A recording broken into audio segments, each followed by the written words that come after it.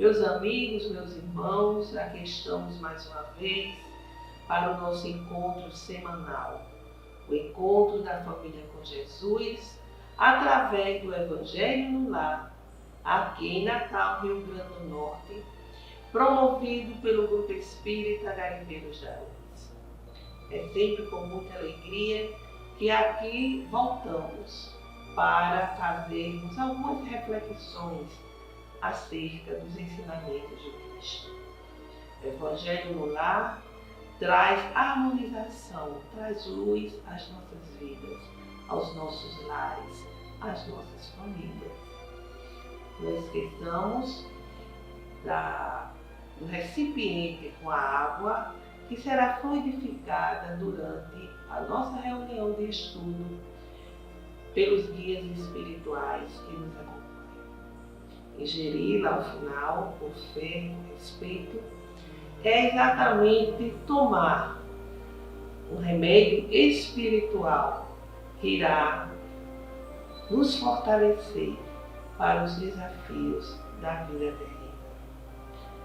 Então, dando início, vamos fazer a nossa leitura preparatória do livro Pão Nosso, psicografia de Chico Xavier pelo Espírito Emmanuel. A mensagem de hoje é a mensagem 55, Coisas Invisíveis. Porque as suas coisas invisíveis, desde a criação do mundo, tanto o seu eterno poder como a sua divindade, se estendem e claramente se veem pelas coisas que estão criadas. Carta de Paulo aos Romanos, capítulo 1, versículo 20. O espetáculo da criação universal é a mais forte de todas as manifestações contra o materialismo negativista, filho da ignorância ou da insensatez. São as coisas criadas que falam mais justamente da natureza invisível, onde a atividade que se desdobre sem base. Toda forma inteligente nasceu de uma disposição inteligente. O homem conhece apenas as causas de suas realizações transitórias, ignorando, contudo, os motivos complexos de cada ângulo do caminho. A paisagem exterior que lhe afeta o sensório é uma parte minúscula do acervo de criações divinas que lhe sustentam o habitar, condicionado às suas possibilidades de aproveitamento. O olho humano não verá além do limite de sua capacidade de suportação. A criatura conviverá com os seres de que necessita no trabalho de elevação e receberá ambiente adequado aos seus imperativos de aperfeiçoamento e progresso. Mas que ninguém resuma a expressão vital da esfera em que respira no que os dedos mortais são suscetíveis de apalpar. Os objetos visíveis no campo de formas efêmeras constituem breve e transitória, resultante das forças invisíveis no plano eterno. Cumpre os deveres que te cabem e receberás os direitos que te esperam. Faze corretamente o que pede o dia a dia de hoje e não precisará repetir a experiência amanhã. Então, meus amigos, interpretando as palavras de Paulo, Emmanuel nos diz que nós devemos fazer a nossa parte, a parte que nos compete, porque nem sempre, ou melhor dizendo, nós teremos condições de alcançar o invisível. Então, que tenhamos toda uma dedicação, cumprindo com os deveres que estão sob a nossa responsabilidade e, consequentemente, os efeitos virão. Estaremos sempre nesse trabalho de elevação espiritual, sendo envolvidos pelo que ele aqui coloca, coisas invisíveis. Então façamos agora a nossa prece inicial.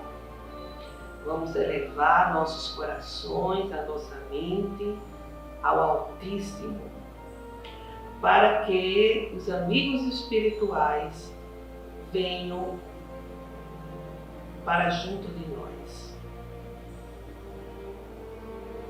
Senhor Jesus, aqui estamos mais uma vez reunidos para o estudo dos vossos ensinamentos.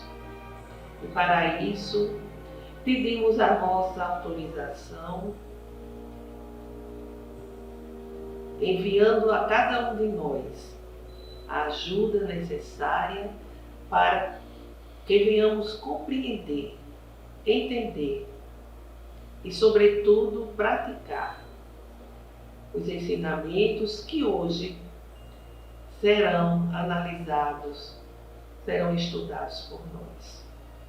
Fica conosco, Jesus, agora e sempre. Que assim seja. Bem, meus amigos, nós estamos fazendo o estudo do Evangelho a partir das parábolas de Jesus. Jesus que usou dessa metodologia para fazer com que as pessoas daquela época alcançassem os seus ensinamentos. Então, hoje nós trazemos a parábola do mal rico, que também é conhecida como a parábola do rico e de Lázaro. E Jesus então falou: havia um homem rico que vestia púrpura e linho e se tratava magnificamente todos os dias. Havia também um pobre chamado Lázaro, deitado à sua porta, todo coberto de úlceras, que muito estimaria poder mitigar a fome com as migalhas que caíam da mesa do rico. Mas ninguém lhes dava, e os cães que vinham lamber as chagas. Ora, aconteceu que esse pobre morreu e foi levado pelos anjos para o seio de Abraão. O rico também morreu e teve por sepulcro o inferno. Quando se achava nos tormentos, levantou os olhos e viu de longe Abraão e Lázaro em seu seio, e exclamando, disse essas palavras: Pai Abraão, tende piedade de mim e manda-me Lázaro, a fim de que molhe a ponta do dedo na água para me refrescar a língua, pois sofro horrível tormento nessa chama. Mas Abraão lhe respondeu: Meu filho, lembra-te que recebeste em vida teus bens e de que Lázaro só teve males. Por isso ele agora está na consolação e tu nos tormentos. Ademais, existe para sempre um grande abismo entre nós e vós, de sorte que os que queiram passar daqui para aí não o podem, como também ninguém pode passar do lugar onde estais para aqui. Disse o rico: Eu então te suplico, pai Abraão, que eu mandes à casa de meu pai, onde eu tenho 5 irmãos, a dar-lhes testemunho dessas coisas, a fim de que não venham também eles para este lugar de tormento. Abraão lhe retrucou: Eles têm Moisés e os profetas, que os escutam.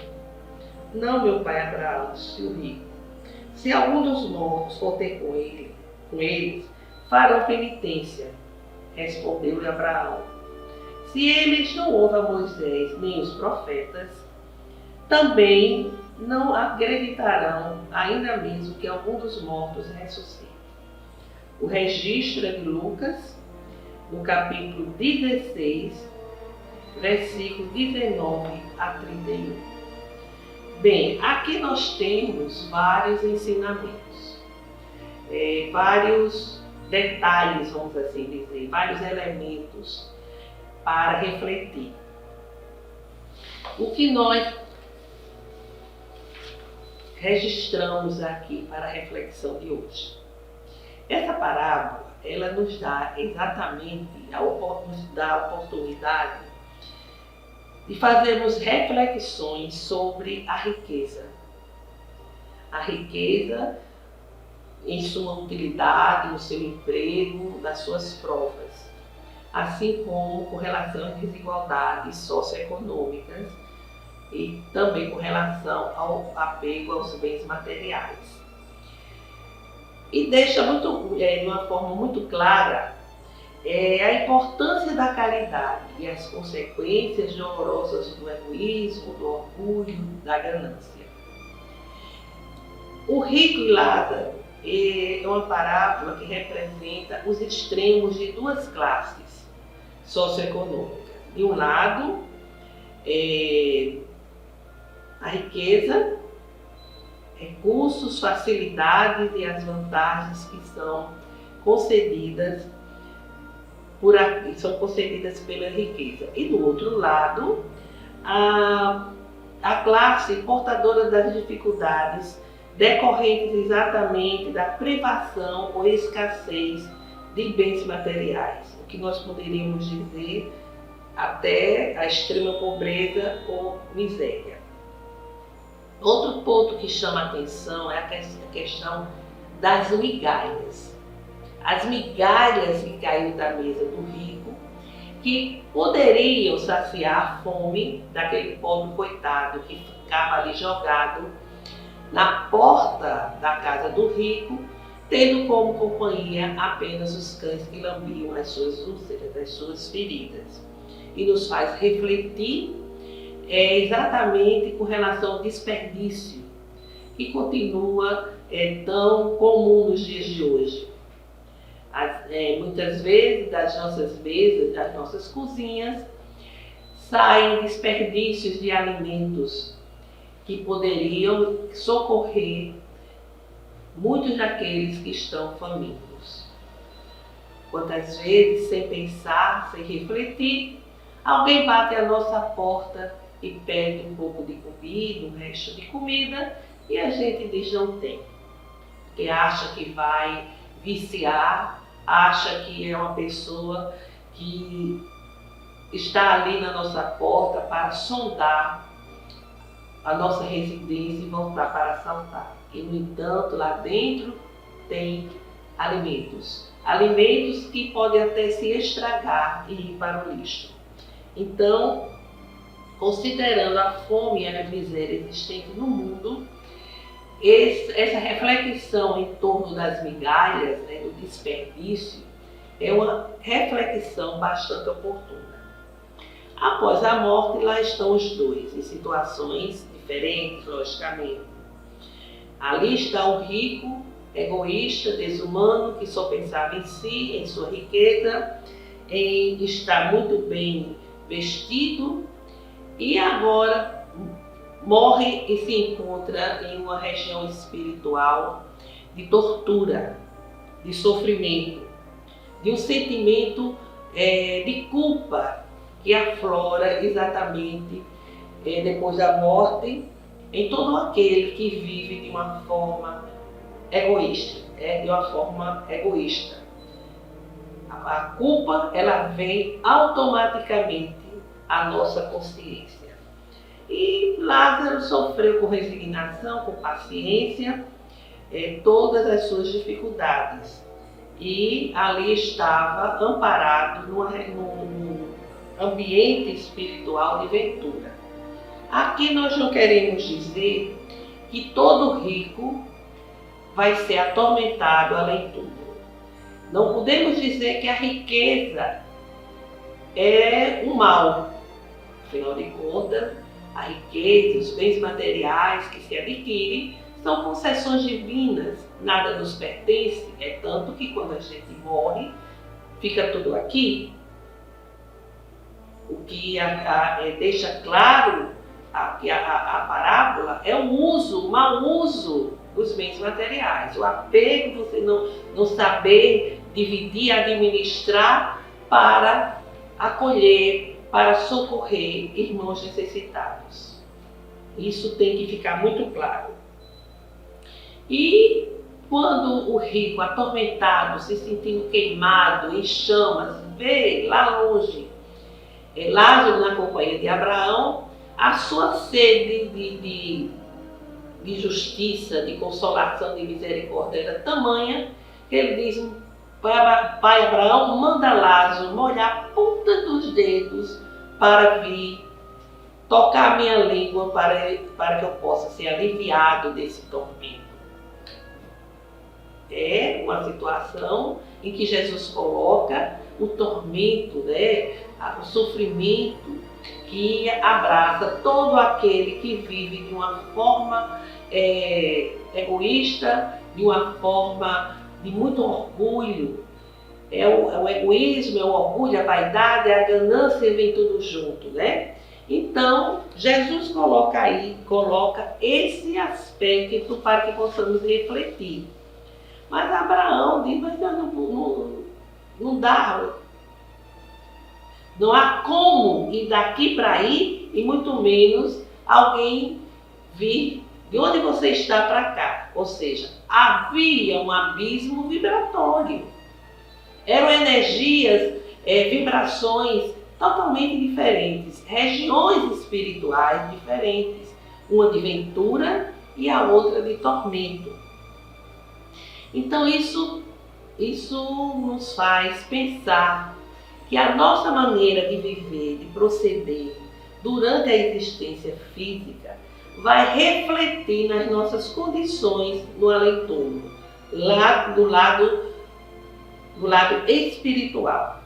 Porque a nossa consciência é a faculdade que o espírito possui de refletir sobre si mesmo à luz da divina justiça. É a nossa consciência, é essa possibilidade que nós temos de refletir, de pensar diante da justiça divina. Por isso o rico estava envolvido, ele estava se sentindo envolvido em chamas, atormentado. Era o remorso, a consciência culpada. E Lázaro não. Ele passou por uma situação de miséria, mas sem revolta, sem desespero, sem blasfemar. Também tem isso. É necessário que a miséria, que o sofrimento seja enfrentado com resignação, com humildade. Porque a gente sabe que muitas vezes a pessoa está numa situação de miséria e está revoltada.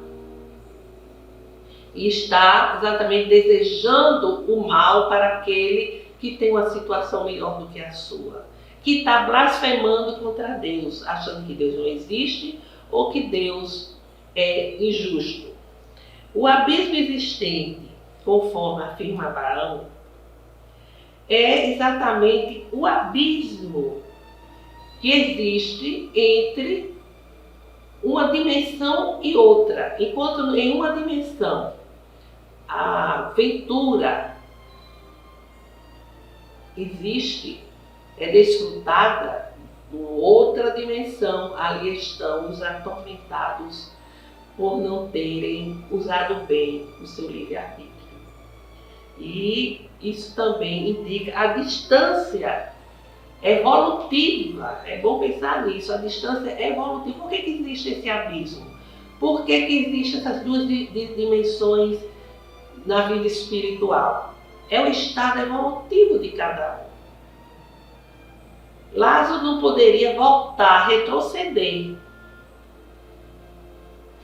porque ele tinha passado por provações sabiamente suportadas. E o rico não tinha ainda desenvolvido as qualidades necessárias para estar naquele outro plano existencial, que pudesse colocá-lo, qualidades que pudesse colocá-lo em um nível mais adiantado. Ele estava arrependido, conhecia talvez até a sua maldade, mas é necessário que, além de reconhecer, é necessário que haja a reparação, voltar à terra para corrigir o mal praticado. Aí é quando ele então pede a Abraão para mandar Lázaro lá falar com seus 5 irmãos, dar um recado, dele, dizendo que eles precisavam mudar a maneira de ser, porque o irmão estava sofrendo, atormentado por ter agido mal. Aí Abraão disse, mas eles têm os profetas, eles têm os ensinamentos de Moisés. Se esses ensinamentos não eram observados por eles, imagine se iriam acreditar em um morto. Não iria ter nenhum efeito, nenhuma repercussão, vamos assim dizer, né? E não iriam, com certeza, buscar essa transformação que era necessária para que se possa chegar, após a morte, a um estado de bem-aventurança. Por quê? Porque cada um vai ter uma posição espiritual, vai se projetar lá em túmulo de acordo com o seu padrão vibratório. E esse padrão vibratório resulta exatamente dos pensamentos que alimentamos, dos nossos sentimentos que vão exatamente resultar nas nossas ações. Aquele homem tinha pensamentos o quê? Tinha pensamentos só voltados para a riqueza, para juntar bens materiais, para usufruir, para viver exatamente na ganância, sem enxergar o pobre coitado que estava à sua porta, doente, faminto e absoluta miséria. Então, essa parábola, ela diz muito respeito a todos nós. Não é necessário que sejamos ricos para sermos assim egoístas. Cada um de nós tem uma condição de vida, tem condições socioeconômicas específicas. E dentro daquilo que somos, dentro daquilo que temos, podemos ser o veículo do amor divino. Podemos ser o instrumento do bem, levando o socorro, a ajuda aos nossos irmãos, conforme as nossas condições. É necessário que cada um tenha dentro de si o sentimento solidário e fraterno. O homem rico, cheio de fortuna, poderá ter essa consciência e procurar ser justo dentro das suas possibilidades econômicas, ser alguém justo, alguém que se preocupe com o seu semelhante e busque ações para socorrer os seus irmãos carentes, os seus irmãos que estão a passar por situações provacionais muito difíceis. E outro pode exatamente até conhecer a situação de necessidade e não se tocar. Todos nós já ouvimos falar, por exemplo, de alguém que teve uma juventude difícil, passou por privações, passou por dificuldades, venceu na vida, como se diz comumente, está numa situação boa e simplesmente não se importa com quem esteja a necessitar de um socorro. Às vezes familiares, conhecidos, não. Do jeito que eu penei a vida, tive que lutar e para que chegar, e cada um faça a sua parte. Ou seja, é uma ingratidão diante do que Deus lhe concedeu. Sim, porque se essa pessoa teve a chance de sair daquela situação difícil, daquela situação limitada, de passar por privações, e surgiram oportunidades, tudo isso é concessão de Deus. A inteligência, o raciocínio, de reconhecer uma boa oportunidade de trabalho, por exemplo, os bens, o trabalho que surge, né, o êxito alcançado, Os bens que vai adquirindo são concessões divinas. Por merecimento, sem dúvida, mas sobretudo para que se torne um instrumento de amor e de caridade junto ao seu próximo. Então essa parábola do rico e Lázaro enseja todas essas reflexões e certamente outras reflexões se formos aprofundar cada palavra do Cristo. Então, meus irmãos, aqui fica a sugestão de estudo para a semana. E agora vamos nos preparar para fazermos as nossas vibrações, emitindo um sentimento, um pensamento de paz, de saúde, de esperança. Senhor Deus Pai Criador, aqui estamos, Senhor, a apresentar rogativas pela paz entre as nações, para que a fraternidade, o sentimento de caridade, de amor ao próximo, seja despertado nos corações de todos aqueles que estão à frente das nações poderosas e que, ao invés da guerra, possam utilizar seus recursos para o bem de todas as criaturas. Assim como rogamos pelo nosso país, onde igualmente há guerras, há conflitos, há derramamento de sangue, em virtude do egoísmo que está a dirigir as mentes em função da ganância, em função exatamente do acúmulo de riquezas ilícitas. Rogamos pelo fortalecimento da doutrina espírita, que esteja baseada no Evangelho do Cristo e nos ensinamentos kardecianos. Senhor, pedimos pelo perdão, pela concórdia junto daqueles que nos sintonizam conosco, pela recuperação de tantos familiares, parentes e amigos que estão a atravessar situações graves de doenças, algumas irreversíveis na presente encarnação, mas que haja resignação, paciência em todos os corações, pelas famílias, para que o Evangelho do Cristo chegue aos lares, levando harmonia, levando entendimento.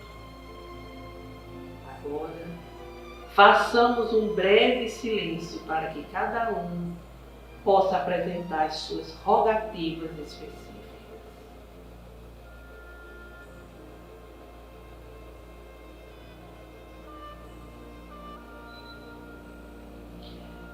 Senhor Deus, recebei, Senhor, as rogativas aqui apresentadas e derramai a vossa graça sobre todos nós, nos fortalecendo para o enfrentamento dos desafios terrenos e ajudando-nos a caminhar, a desenvolver as virtudes que se encontram latentes dentro de nós.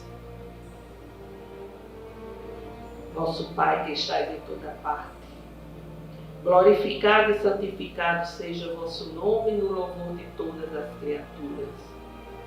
Venha a nós o vosso reino de amor e sabedoria, seja feita a vossa vontade acima dos nossos desejos, aqui na terra e em todos os ciclos espirituais. O pão nosso no corpo e do Espírito dá-nos hoje. Perdoai, Senhor, as nossas dívidas, ensinando-nos a perdoar os nossos devedores com esquecimento de todo mal, não permitindo que venhamos a cair nas tentações das nossas próprias inferioridades.